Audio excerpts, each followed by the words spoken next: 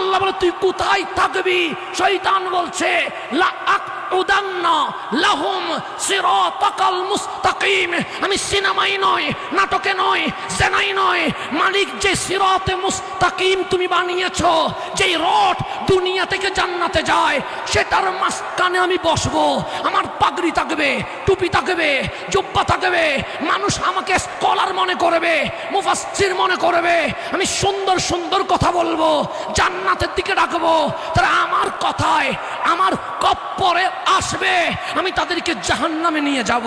আমার আল্লাহ বলছে ইবলিস তুই যে সিরাতে মুস্তাকিমে থাকবি এটা সত্য, তবে আমি আল্লাহ চ্যালেঞ্জ করছি, ইন্না ইবাদি লাইসা লাকা আলাইহিম সুলতান।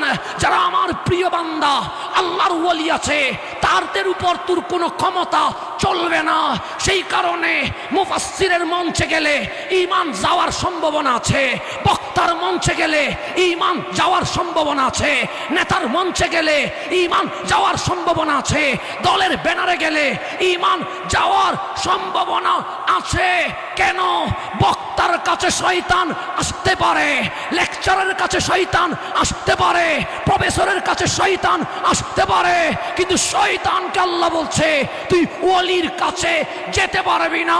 সেই কারণে যতদিন আমরা খাজা বাবা ফরিদপুরীর কদমে থাকবো, খাজা এনায়েতপুরীর কদমে থাকবো, সেই শাহের কোটের কদমে থাকবো, শাহ জালাল শাহ পরানের কদমে থাকবো, ততদিন ইবলিস আমাদের ঈমান হনন করতে পারবে না।